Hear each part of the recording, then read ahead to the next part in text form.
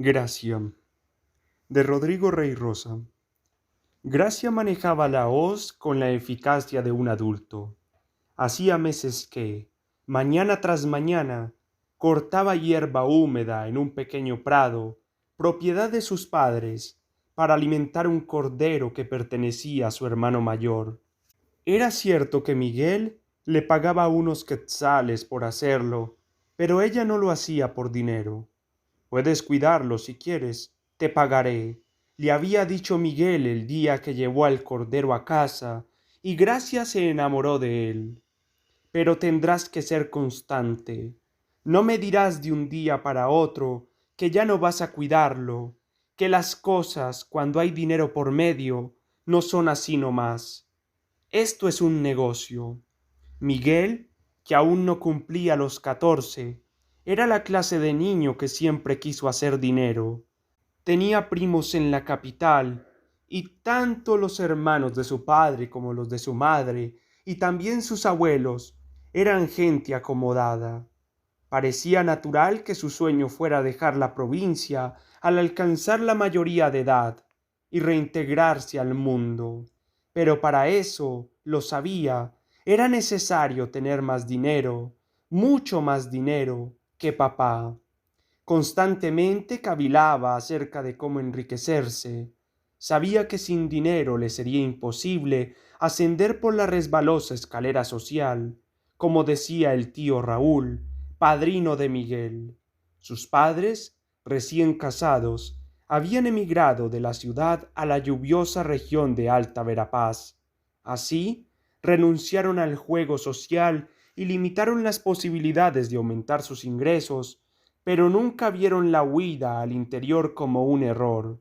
Habían escapado del ruido, el tráfico, los robos, los secuestros y la corrupción general que se habían vuelto moneda corriente en la capital.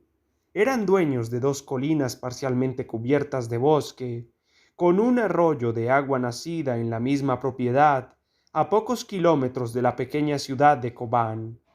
Fernando Nander Moreira, el padre, traficaba en cardamomo, lo compraba en los campesinos quechíes para venderlo a comerciantes árabes. La madre, Ana, tenía un vivero de orquídeas al que dedicaba las mañanas y por las tardes daba clases de alfabetización en una escuelita pública administrada por religiosos.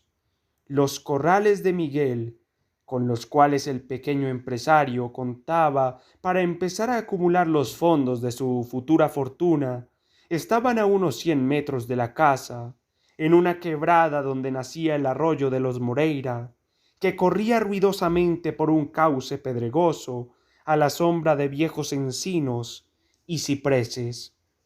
Pedro, el factotum quechip de los Moreira, que se hacía cargo de los animales de Miguel, fue quien enseñó a Gracia a emplear la hoz y a cuidar del cordero.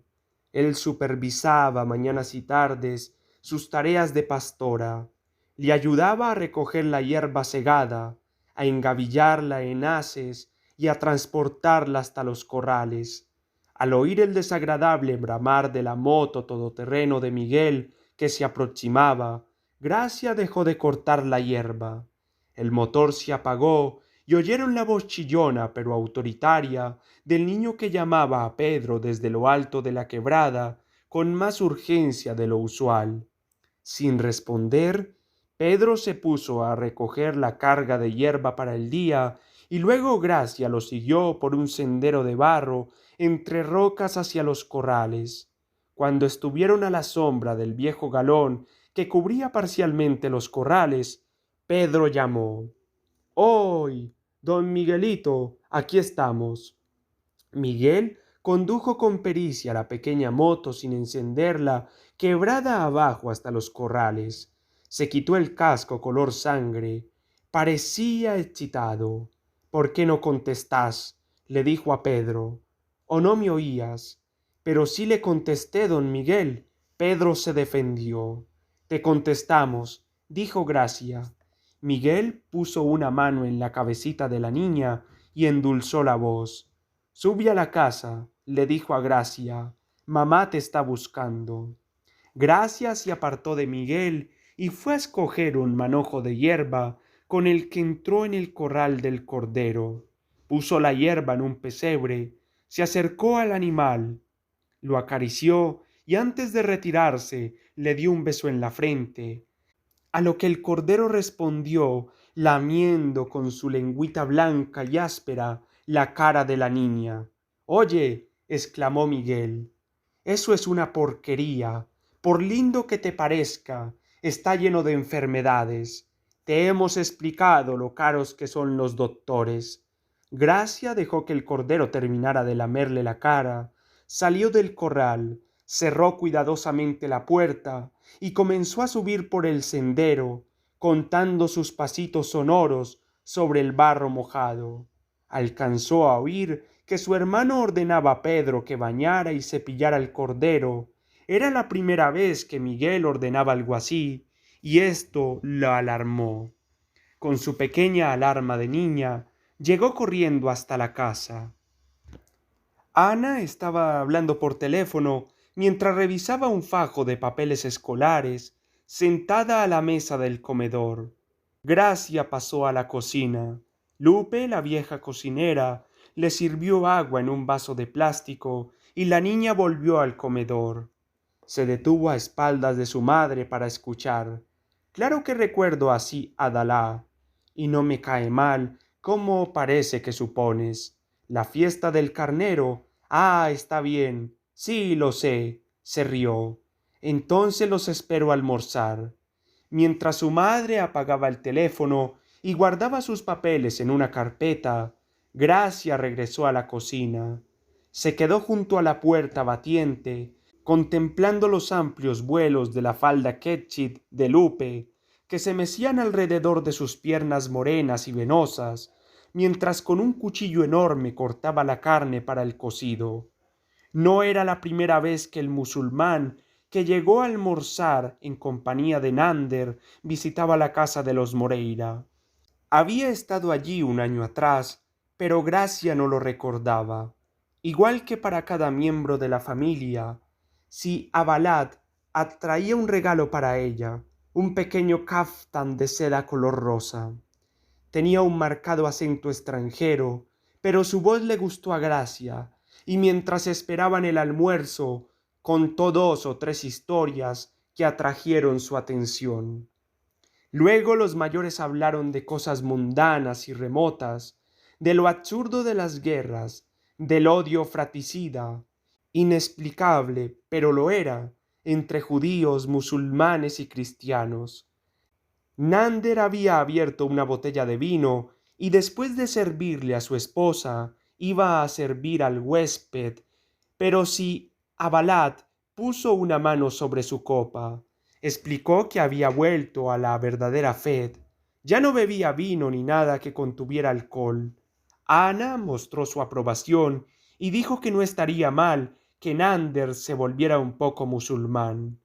Si Abdalá se puso serio, con una vehemencia que dejó a la familia Moreira desconcertada, declaró que volverse un poco musulmán era imposible.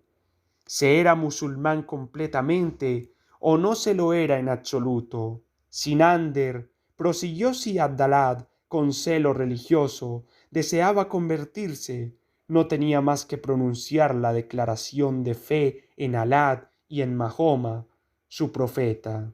Él, si Abdalad, se vería honrado y complacido y ganaría, agregó, muchos méritos para la vida futura, después de muerto, si su buen amigo entraba en el Islam. Mañana sería un día muy propicio para hacerlo. Es nuestra gran fiesta. Abdalá se volvió hacia Miguel. ¿Estará listo el cordero? Miguel alzó los ojos de su plato a Sib Abdalá. Podemos ir a verlo cuando quiera. ¿Qué cordero? Dijo Gracia. Mi cordero. El único cordero que hay aquí, dijo Miguel sin mirarla. Gracia le dijo así a Abdalá. ¿Quiere comprar nuestro cordero? Si Abdalá asintió. Es para la fiesta. El Aid el Kebir. Gracia, había oído la palabra fiesta 3 veces aquel día, y aunque no sabía de qué fiesta se trataba, asintió como si hubiera comprendido. ¿Por qué? Dijo, la llaman la fiesta del Cordero. Porque lo sacrifican en Mased, dijo Sib Abdalá, sin percatarse de la mirada que Ana le lanzó.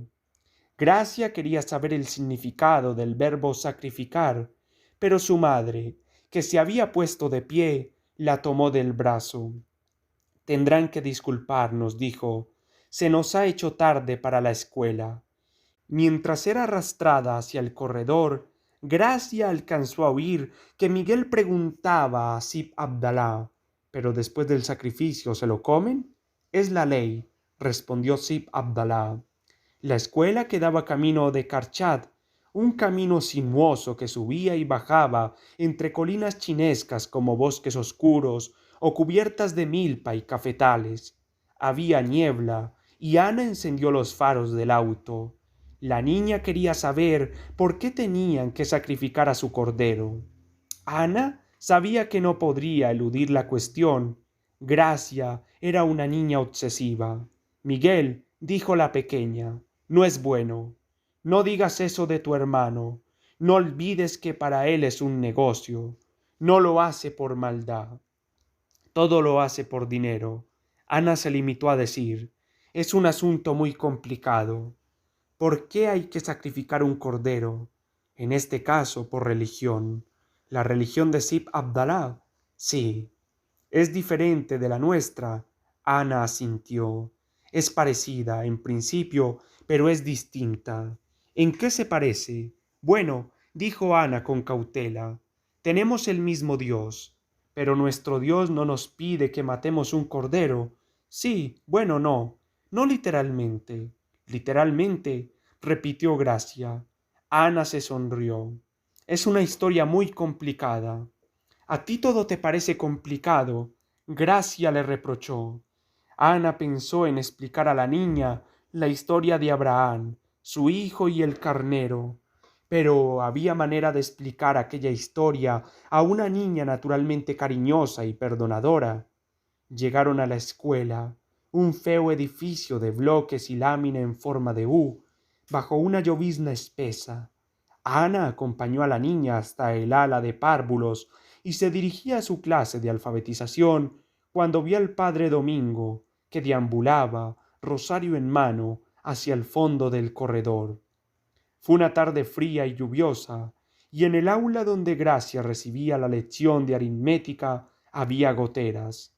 Para evitar que el pupitre de la niña se mojara, la maestra lo había empujado hacia uno de los muros laterales, donde había un anaquel raquítico con una serie de frascos de vidrio con animales y fetos conservados en formol. ¿Por qué había querido Dios que ese cervatillo no naciera? ¿Por qué había querido que aquel pájaro fuera disecado? ¿No tenía él nada que ver en todo esto? Gracia, que estaba distraída con preguntas así, se sorprendió al oír su nombre. El padre Domingo había entrado en el aula, hablaba de ella con la maestra. Quería llevársela un momento. La maestra llamó a Gracia y le dijo que se fuera con el padre. Se la traigo pronto, dijo el padre a la maestra, mientras daba a Gracia palmaditas en la espalda. Vamos. En el despacho del padre Domingo, el guía espiritual se estaba mejor que en clase. En días como aquel, mantenía encendida una estufa y había un deshumidificador conectado a la pared. El padre invitó a Gracia a sentarse en una sillita de mimbre carcomida por el moho en un rincón, y él fue a sentarse al otro lado de un gran escritorio de metal oxidado. A ver, hija mía, comenzó. Me ha dicho tu madre que te encuentra un poco confundida. Gracia sacudió la cabeza. Tal vez yo pueda aclarar tus dudas. ¿Qué te inquieta? Nada. Gracia apartó los ojos de la cara del guía espiritual. Está bien, dijo él. No pasa nada. Pero el cuarto olía ligeramente a moho, a humo de cigarrillo y a orines. Gracia quería salir de allí. ¿Puedo regresar a clase?, preguntó. Un momento, dijo el padre. Hay algo que quisiera contarte. Hizo una pausa. ¿Conoce la historia de Abraham? Un día, Dios pidió a Abraham que le diera a su único hijo en sacrificio. Que lo matara, dijo Gracia, inmediatamente interesada. Eso es, que lo sacrificara.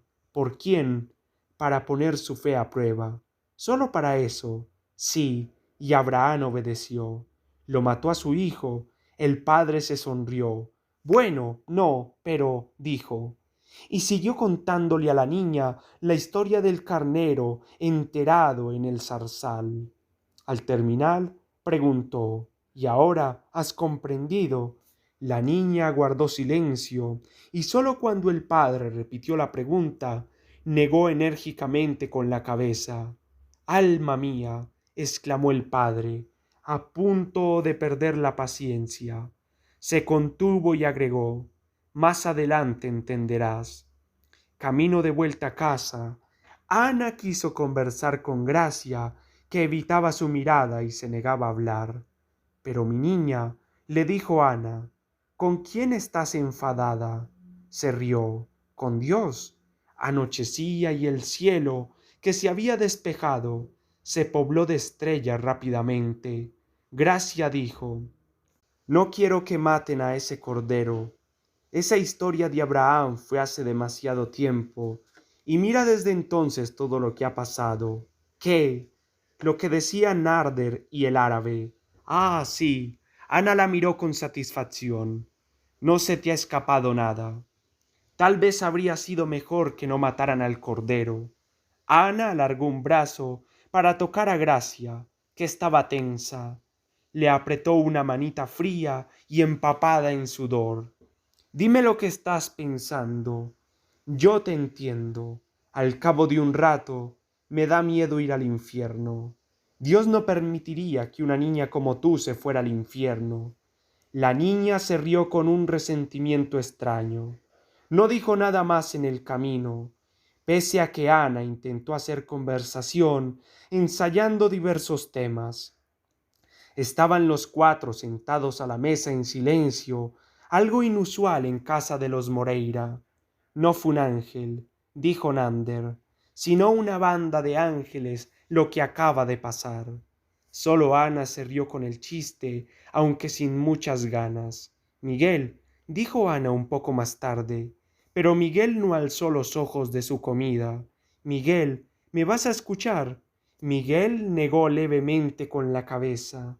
Miguel, exclamó Nander, pon atención a tu madre. Miguel dirigió a su madre una mirada desafiante.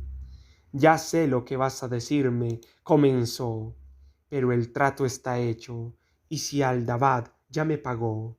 No puedo echarme atrás, miró a Gracia. Te voy a pagar por el tiempo que no cuidarás el cordero. Trato es trato. Es lo que digo, y quedamos en un año. Te pagaré 6 meses más. ¿Cómo lo matan?, preguntó Gracia. No sufren, dijo Nander. Depende, dijo Miguel. Si el sacrificador es un experto, de un tajo corta las dos yugulares y la tráquea.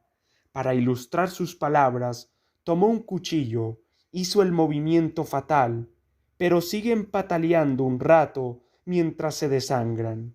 Ambas yugulares, dijo Nander, tanteando un tono ligero para aplacar a Miguel. Yo creía que había solo una. Miguel lo contradijo, alzando la voz. Lo he leído en internet. Hay miles de artículos ahí sobre el Eid el-Kebir y los sacrificios de carneros. En algunos países se han vuelto un problema. Gracia se levantó de la mesa bruscamente, con su plato a medias para llevarlo a la cocina. Aunque tal conducta estaba prohibida en la mesa de los Moreira, Ana no se atrevió a detenerla y con una mirada cayó a Nander, que estaba a punto de protestar por el desplante. Sin dar las buenas noches, Gracia subió al segundo piso y fue a encerrarse en su cuarto. El kaftan, regalo de Sif Abdallah, estaba extendido sobre su cama. Gracia tomó el kaftan, hizo una bola con él, Se acercó a la ventana, abrió de par en par los póstigos y lanzó fuera el caftán. Luego atrancó los póstigos, como su madre le había enseñado a hacer las noches de tormenta, y se arrodilló a la cabecera de su cama, donde colgaba un crucifijo. Alzó los ojos y juntando las manos, pidió a Dios que la aceptara a ella como víctima a cambio del cordero. Llévame en lugar de él, repetía. Después de rezar el Padre Nuestro, con una calma de pequeña mártir se puso de pie, se cambió de ropa y se metió en la cama. Volvió a pedir a Dios que la aceptara como víctima.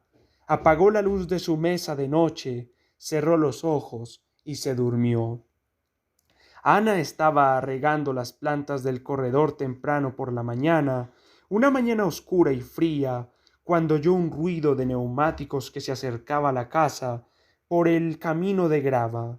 Era el Mercedes-Benz negro de Sib Abdallah. Si Abdalá bajó del auto y Ana vio que estaba vestido a la usanza musulmana, con un albornoz blanco, inmaculado. Parecía realmente, Ana reflexionó con un alivio absurdo, un patriarca de la antigüedad.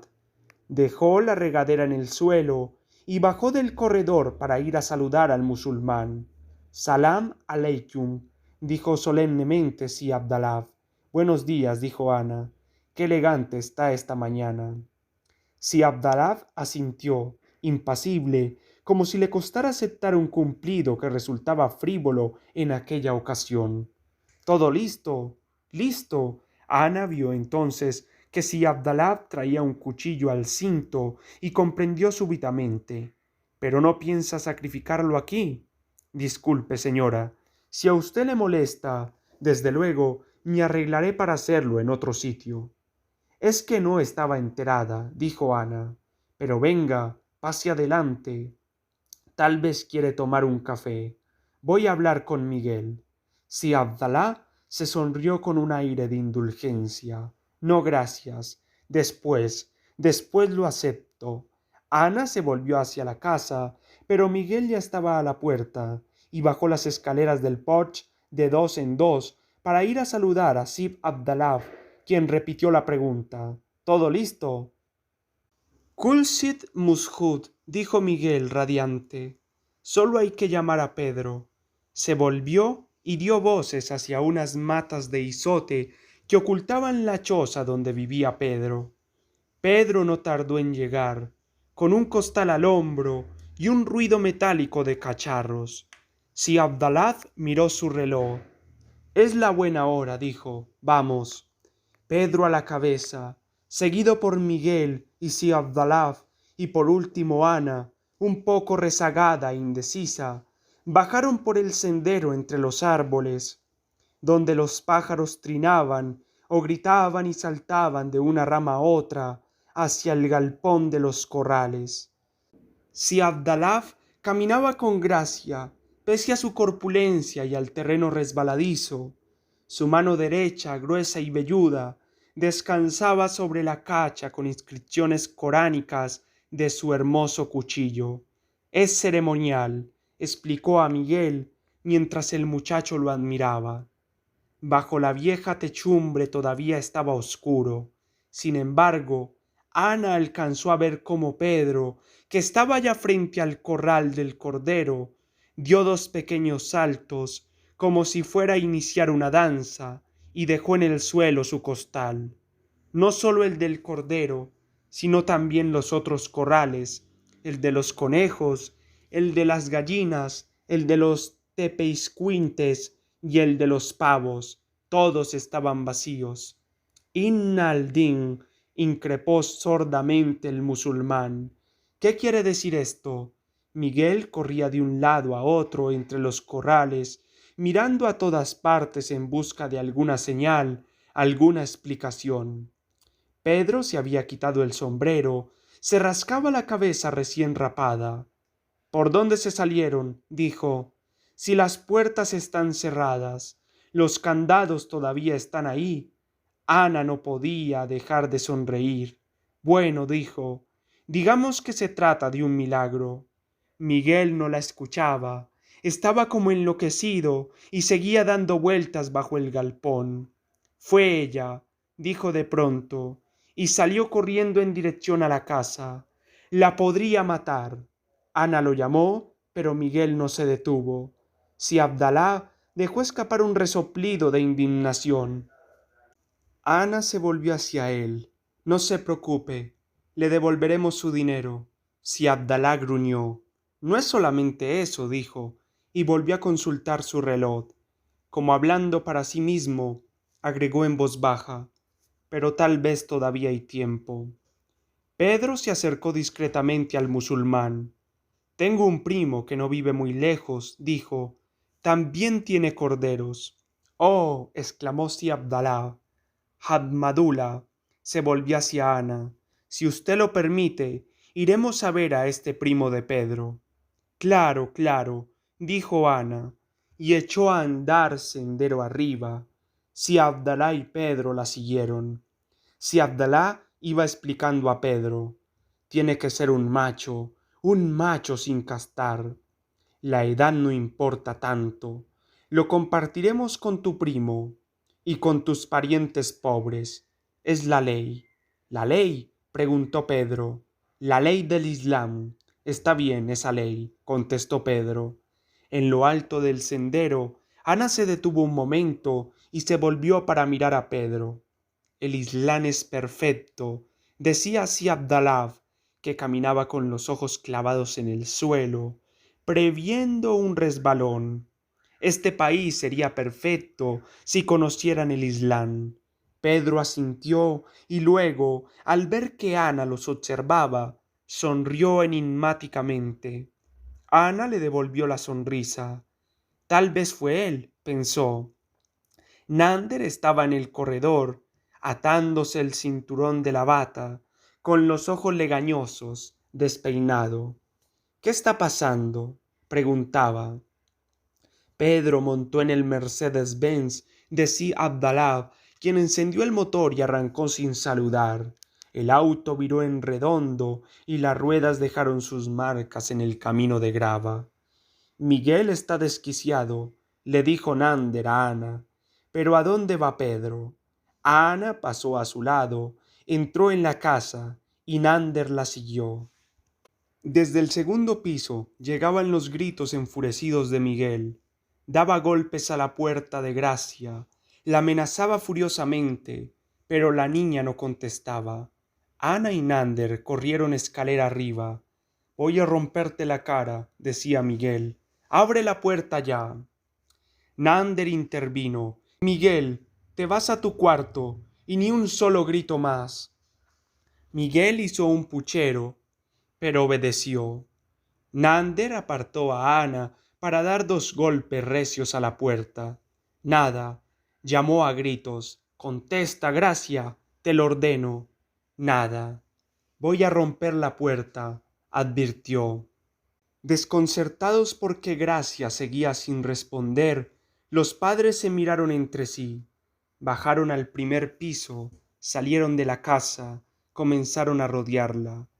Colgado de una rama del árbol de lluvia a la ventana de la niña, y columpiándose levemente entre las grandes hojas tornasol, Ana vio por un instante el cuerpo de Gracia, y el terror hizo que ese instante durara para siempre, pero era sólo el caftán color rosa obsequio de Sir Abdalá.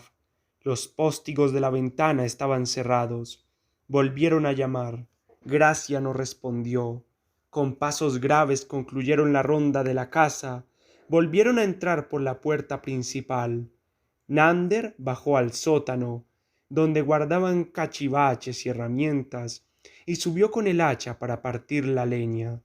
Tendremos que echárnosla, dijo. Ana comenzó a reír inconteniblemente. Está bien, se dijo a sí misma, serenándose. Tiene que estar bien.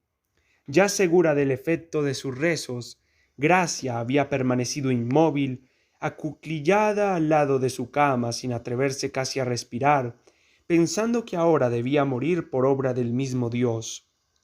Nander levantó el hacha, arqueándose hacia atrás, los ojos clavados en el punto donde asestaría el golpe, y entonces Ana vio que la puerta se abría. Ahí, de pie, el miedo apenas superado, y la manita alzada hacia el picaporte, estaba Gracia.